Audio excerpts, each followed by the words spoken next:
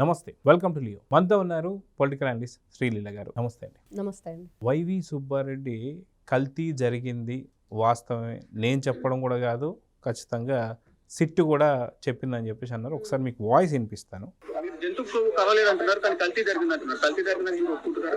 కల్తీ జరిగిందని నేను ఒప్పుకోవడం కాదు, సిట్ వాళ్ళు రిపోర్ట్ లో మెన్షన్ చేశారు. కల్తీ కారకులైన వాళ్ళ పేర్లు కూడా మెన్షన్ చేశారు. కానీ వాళ్ళందరిపై చర్యలు తీసుకోవడం కూడా జరుగుతుందని వాళ్ళు సిట్ రిపోర్ట్ లో రాశారు కదా. సో విన్నారు కదా, స్వయంగా అప్పటి చైర్మన్ అయినటువంటి వైవి సుబ్బారెడ్డి గారు అవును కల్తీ జరిగింది, అది నేను చెప్పడమే కాదు సిట్ రిపోర్ట్ కూడా వచ్చింది. సో కంప్లీట్గా దీంట్లో కొంతమంది పేర్లు పెట్టింది కదా, సో వాళ్ళని అరెస్ట్ చేస్తే చాలని మాట్లాడుతున్నారు. కానీ ఎవరెవరు పేర్లు పెట్టారు, ఎందుకు పేర్లు పెట్టారు, అసలు వాస్తవం ఛార్జ్ షీట్లో ఎవరి పేర్లు లేవు. ఓన్లీ వైవి సుబ్బారెడ్డి గారి పిఏ కదురు చిన్నప్పన్న కావచ్చు, అటు బోలేబాబు కావచ్చు, ఏఆర్ డైరీ కావచ్చు, వీళ్ళవి ఉన్నాయి. కానీ ఏదైతే అనిల్ కుమార్ సింఘాల్ పేరు కానీ, అదేవిధంగా ధర్మారెడ్డి పేరు కానీ, అదేవిధంగా బాలాజీ గారి పేరు కానీ, ఇదంతా కూడా 11 పేజీల ఒక నివేదిక ఇచ్చింది ప్రభుత్వానికి. దాంట్లో మాత్రం ఛార్జ్ షీట్లో ఎవరి పేర్లు లేవు. ఛార్జ్ షీట్లో ఉన్న పేరు ఓన్లీ వైవి సుబ్బారెడ్డి గారి పిఏ కదురు చిన్నప్పన్న పేరు ఉంది. ఇవన్నీ చూస్తున్నాం. అది కాక ఇప్పుడు లేటెస్ట్గా వస్తున్నట్టు ఇంకో పాయింట్ ఏంటంటే, వైవి సుబ్బారెడ్డి గారి ఫోన్ నంబరే కదురు చిన్నప్పన్న వాడారు.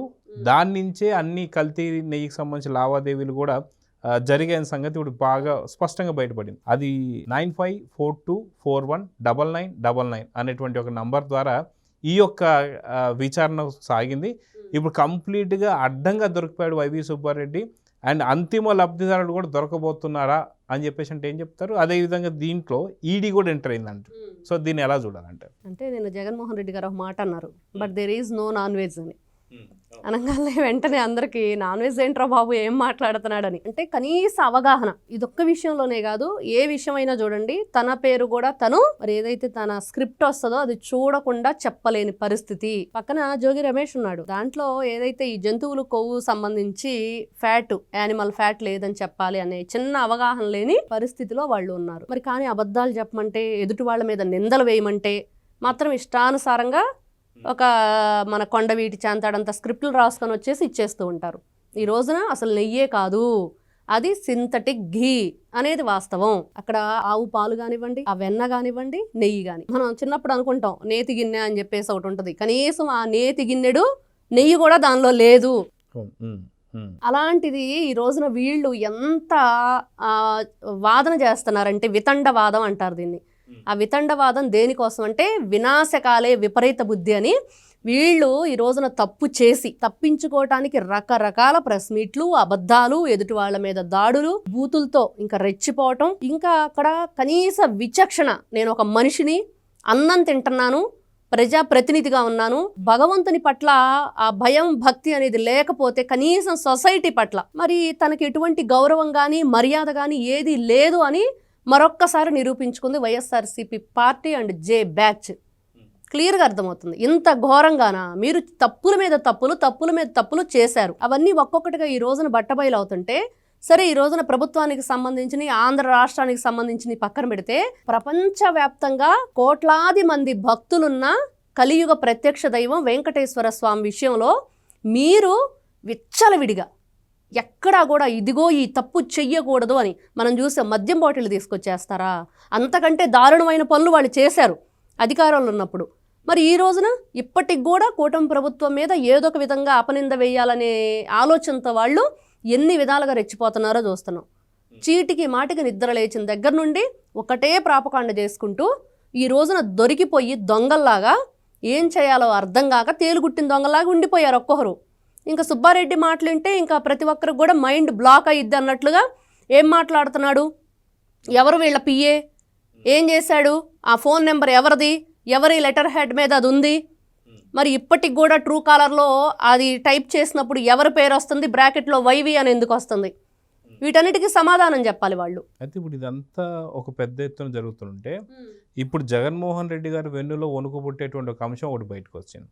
ఏంటి అంటే, తిరుమల కల్తీ నెయ్యి సంబంధించినటువంటి ఇష్యూలో ఈడీ ఎంట్రీ కాబోతుందని చెప్పి. వాస్తవానికి జగన్మోహన్ రెడ్డి ఎందుకు భయపడతాడంటే, గతంలో ఏ వ్యవస్థలు విచారించినా సరే అరెస్ట్ చేసినటువంటి దాఖలాలు లేవు. కానీ ఈడీ మాత్రం అరెస్ట్ చేసి 16 నెలలు జైల్లో పెట్టిన సంగతి అందరికీ తెలిసిందే. ఇప్పుడు మొన్న లిక్కర్ స్కామ్లో ఈడీ ఎంటర్ అయింది. ఇప్పుడు తిరుమల కల్తీ నెయ్యి స్కామ్లో ఈడీ ఎంటర్ అవుతుంది. దాదాపు 250 కోట్లకు సంబంధించినటువంటి ఒక ఇష్యూలో ఇప్పుడు ఈడీ విచారణ మొదలవుతుంది. అది కాక ఇటీవల జరిగినటువంటి ఒక ఢిల్లీ లిక్కర్ స్కామ్ ఏదైతే ఉందో దాంట్లో 150 కోట్ల పాలసీ మార్చినందుకే ఢిల్లీ సీఎంని అరెస్ట్ చేశారు. అదేవిధంగా ఢిల్లీ డిప్యూటీ సీఎం అయినట్టు సిసోడియా గారిని అరెస్ట్ చేశారు. అదేవిధంగా చూసుకుంటే మనకి కల్వకుంట్ల కవిత గారిని వీళ్ళందరినీ కూడా అరెస్ట్ చేయడం జరిగింది. సో 100% ఇప్పుడు ఈడీ ఎంట్రీ అయింది కాబట్టి జగన్మోహన్ రెడ్డికి టైం దగ్గర పడింది అని చెప్పేసి అంటున్నారు. మీరేమంటారు? ఖచ్చితంగా అండి. ఇక్కడ సిట్ కూడా ఏదైతే ఈ ఫోన్ నెంబర్లు ఉన్నాయో దీనిలో గూగుల్ టేక్అవుట్ తీయాలి. ఎవరెవరి ద్వారా ఈ మనీ ట్రాన్సాక్షన్స్ కానివ్వండి, ఫోన్ కాల్స్ కానివ్వండి, మెసేజ్లు కానివ్వండి, ఇవన్నీ డీటెయిల్స్ పూర్తి వివరణ ఇంకా దాంట్లో ఇవ్వట్లేదు. ఎందుకు ఇవ్వట్లేదు అనేది ఒకటి.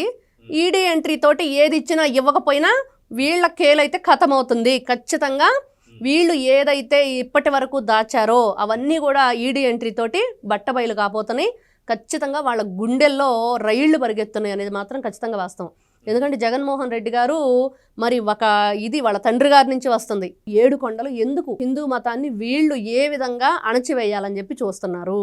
ఖచ్చితంగా ఈ రోజున విశ్వ హిందూ పరిషత్ కానివ్వండి, ఇంకొక ఎవరైతే శివస్వామి అనే సంబంధించి శైవ క్షేత్రానికి సంబంధించిన స్వామివారు కానివ్వండి, ఇట్లా కొంతమంది హిందువులు ఎవరైతే జనసేనకు సంబంధించిన కొంతమంది స్వాములు మాల వేసుకొని వాళ్ళు కూడా ఈ రోజున రోడ్ల మీదకి వచ్చేసి ఖచ్చితంగా వీళ్ళ మీద చర్యలు తీసుకోవాల్సిందే. ఖచ్చితంగా ఎవరైతే ఈ వైవి సుబ్బారెడ్డి జగన్మోహన్ రెడ్డిని అరెస్ట్ చేయవలసిందే. ఎందుకు వదిలేయాలి? ఈ రోజున 1-2 మీరు ఎలక్షన్లో 2024 ఈ ఎవరైతే చెవిరెడ్డి భాస్కర్ రెడ్డి స్వామివారి లడ్డూలు మనం ఏదైతే వాళ్ళు పెట్టిన ఆ బియ్య బళ్ళు ఉన్నాయో వెహికల్స్ రేషన్వి వాటిలో మీరు ఇష్టానుసారంగా ఎవరికంటే వాళ్ళకి ఇచ్చుకుంటూ పోయారంటే దాని పవిత్రత ఏంటి? ఎంత దాన్ని గొప్పగా మనం చూస్తామండి. ఇంటికి తీసుకొచ్చి దేవుని దగ్గర పెట్టుకొని స్నానం చేసి ఇల్లంతా శుభ్రం చేసుకొని ఆ ప్రసాదాన్ని 10 మందికి పంచడానికి ఎంత దైవకార్యంగా మనం భావిస్తాం. కనీసం ఆ ప్రసాదం తీసుకునేటప్పుడు కూడా కాళ్ళకు చెప్పులుంటే చెప్పులు విడిచి మరీ తీసుకుంటాం. ఏదన్నా వేరే ఇబ్బందుల్లో ఉంటే తీసుకోకూడదని పక్కకి వెళ్ళిపోతాం. అంత గౌరవంగా చూస్తూ అంత పవిత్రంగా భావిస్తూ హిందువుల యొక్క మనోభావాలను దెబ్బతీసే విధంగా ఏదో వ్యానుల్లో వేసేసుకొని ఇష్టానుసారంగా అంటూ లేదు, మైల లేదు, ఎవరినంటే వాళ్ళని తాకుతూ మీరు వీధుల వెంట ఏదో మీరు పంచే గంజాయి ప్యాకెట్లాగా పంచారంటే ఏ విధంగా వీళ్ళ గురించి ఆలోచించుకోవాలి? అంటే ఇదే విషయంలో పేర్ని ఒక ప్రెస్ మీట్ పెట్టి మరి ఏం చెప్తున్నానంటే చంద్రబాబు నాయుడు గారికి కవచకుండలాగా ఆయన బూట్లు ఉన్నాయి, బూట్లు వేసుకొని పూజలు చేస్తారు, బూట్లు వేసుకొని అన్ని విధాలు చేస్తారు, ఆయన గురించి మాట్లాడరని మాట్లాడుతున్నారు. అదేవిధంగా కల్తీ నెయ్యి గురించి అక్కడ తిరుమల తిరుపతి వెంకటేశ్వర స్వామి గురించి మాట్లాడుతుంటే ఇక్కడ హెరిటేజ్కి సంబంధించినటువంటి ఒక పదార్థాల్లో నాణ్యత తగ్గింది అని చెప్పేసి వాళ్ళు సాక్షి పత్రికలో రాయడం మనం చూస్తూ వస్తున్నాం. అంటే పేర్నినని వ్యాఖ్యలను ఎలా చూడాలి, హెరిటేజ్ దాన్ని తప్పుదో పట్టేసేటువంటి ఒక రాతలను ఎలా చూడాలి? బూట్లు అంటే ఒకటి గుర్తొచ్చిందండి. కొడాలి నాని నేను బూట్లు తుడుస్తాను, బూట్లు నాకుతానని మాట్లాడాడు.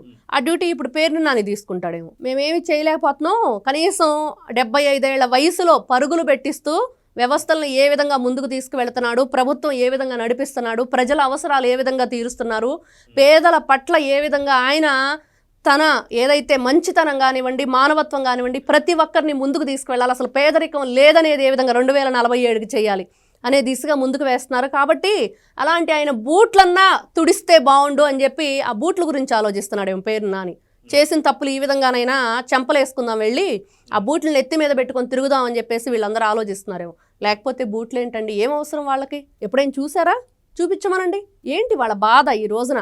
అసలు కవచకుండలాలేంటి, బూట్లేంటి, ఏ విధంగా ఎలా పోల్చాలో అనే ఒక పోలిక కానివ్వండి, ఎవరిని ఏ విధంగా మనం మాట్లాడాలి, గౌరవించాలనే ఒక భావన కానివ్వండి, వాళ్ళు ఏ కోసైనా లేదు. ఇంకా వాళ్ళని నిలువునా కోసినా కూడా వాళ్ళు ఎప్పటికీ కూడా బాగుపడరు.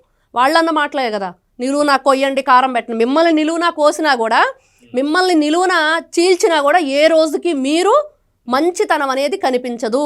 మీలో మానవత్వం అనేది లేదు, దైవత్వం పట్ల భక్తి అనేది లేదు, స్వామివారి పట్ల గౌరవం లేదు. ఎందుకురా ఏడుస్తున్నామంటే ఎగ్గొట్టడానికి అన్నట్లుగా ఈ రోజున వాళ్ళు ఏం మాట్లాడాలో అర్థం కాక బూట్లు, సాక్స్లు, చెప్పులు అని చెప్పేసి కుక్కల చెప్పులు ఎతుకుతాయి అన్నట్లుగా ఉంది ఈ రోజున. దానికి చెరకు రసం రుచి తెలియదు కదండి కుక్కకి. అదేం చేస్తుంది? దానికి తోలు, ఆ తోలు ఏదైతే చేస్తారో ఆ చెప్పులు అదే దానికి తెలుస్తుంది. కాబట్టి అదేదో తిందామనే ఉద్దేశంతో ఆ చెప్పులే దానికి తెలుస్తాయి కానీ చెరుకు గురించి తెలియదు. అలా ఉంది ఈ రోజున. నాణ్యత, మంచితనం అనేది అది ఒక వేరే లెవెల్ అనమాట. అది ఎప్పటికి కూడా వీళ్ళకి రాదు. ఖచ్చితంగా ఈ రోజున గోరు చుట్టుపై రోకలి పోట అన్నట్లుగా వీళ్ళందరికీ కూడా దెబ్బ మీద దెబ్బ ఒక్కొక్కటి ఎన్ని తప్పులు చేస్తున్నారో అన్నిటికీ కూడా ఖచ్చితంగా ఈ రోజున కూటమి ప్రభుత్వం ఏం చేయలేకపోయినా, న్యాయ వ్యవస్థ ఏం చేయలేకపోయినా, పోలీస్ వ్యవస్థ ఏం చేయలేకపోయినా, ఎంతమందినైనా మేము మేనేజ్ చేస్తామని విర్రవీగుతున్నా, కానీ ఈ రోజున కర్మ అనేది ఒకటి ఉంది, భగవంతుడు అనేది ఒకటి ఉంది, ప్రకృతి అనేది ఒకటి ఉంది. ఖచ్చితంగా దాని నుంచి మీరైతే ఆ ప్రతిఫలాన్ని తీసుకోవాలి. ఏదైతే మీరు తప్పు చేస్తే తప్పు, ఒప్పు చేస్తే ఒప్పు. ఈ రోజున తప్పులే కనిపిస్తున్నాయి రాష్ట్ర వ్యాప్తంగా. అంటే భగవంతుని విషయంలో స్వామివారి విగ్రహాలు ధ్వంసం చేస్తుంటే ఏం మాట్లాడారండి వీళ్ళు? రథం తగలబెడితే ఏం మాట్లాడారు? ఇంత ఘోరమా, ఇంత అపచారమా? ఏది ఏ విషయాన్ని చూసుకున్నా కూడా అన్నిట్లో కూడా మీ నీచమైన బుద్ధిని చూపించారు కదా. మరి ఈ రోజున ఇంకా కూడా మరి ఇంత పవిత్రమైన స్వామివారి కార్యక్రమాల్లో మీరు పాలు పంచుకోవటమే మీ అదృష్టంగా భావిస్తారు ఎవరైనా సరే. ఈ రోజున బిఆర్ నాయుడు గారి విషయంలో చూస్తున్నాం, కనీసం టీ కూడా ఆయన డబ్బులు పెట్టి కొనుక్కుంటారు, మంచినీళ్ళు కూడా ఆయన డబ్బులు పెట్టి కొనుక్కుంటారని పదే పదే పదే పదే చెప్తున్నారు. మరి అలాంటిది వీళ్ళు ఏం చేశారు? ఏ విధంగా మరి ఆ లడ్డూ తయారు చేసే దగ్గర మరి వకుళామాత ఉంటుంది, ఆవిడే తన కొడుకు కావలసిన ఆహార పదార్థాలు అవన్నీ కూడా దగ్గరుండి వంట చేయించిద్ది, ఆవిడ కనుసన్నల్లోనే నడుస్తాయి అనే ఒక పవిత్రమైన భావంతో మరి స్వామివారి దర్శనం అయిన వెంటనే అక్కడ మనం ఆ పోటు ఏదైతే ఆ లడ్డూ తయారు చేసేది కానివ్వండి, స్వామివారి ప్రసాదాలు తయారు చేసి ఆ వంటశాలను దర్శనం చేసుకుంటాం. ఈ రోజుకి కూడా శాస్త్రీయంగా హిందూ ధర్మం ప్రకారం ప్రతి ఒక్కరూ మనకు కనిపించే ప్రత్యక్ష దైవం సూర్యుడు, అగ్ని అని భోజనం అక్కడ ఆహార పదార్థాలు ఏవైతే మనం ఇంట్లో వంట చేసుకుంటామో ఆ పొయ్యిలో స్వామివారికి నెయ్యితో పాటు వడ్డించడం ఇప్పటికి కూడా నడుస్తూ ఉంది.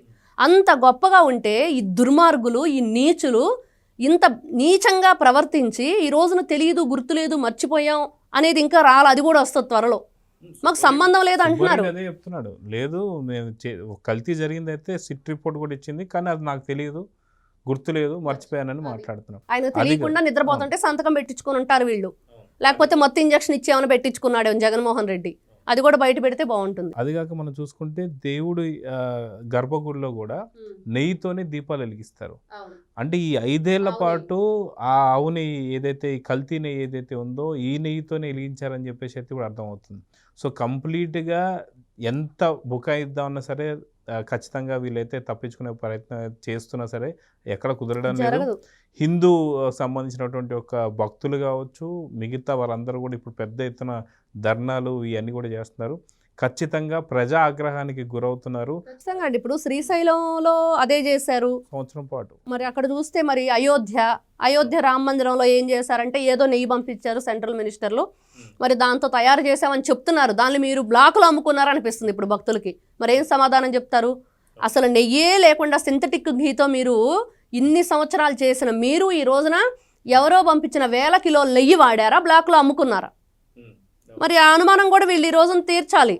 అది ఎవరు అమ్ముకున్నారు, ఏ విధంగా అమ్ముకున్నారు, ఎలాగంటే బ్లాక్లో టికెట్లు అమ్ముకునేవాడే నయమేమో, వాడు ఏదో పొట్టతెరు కోసం ఏదో పట్టుకూటి కోసం చేసుకుంటాడు బ్రతుకు తెరు.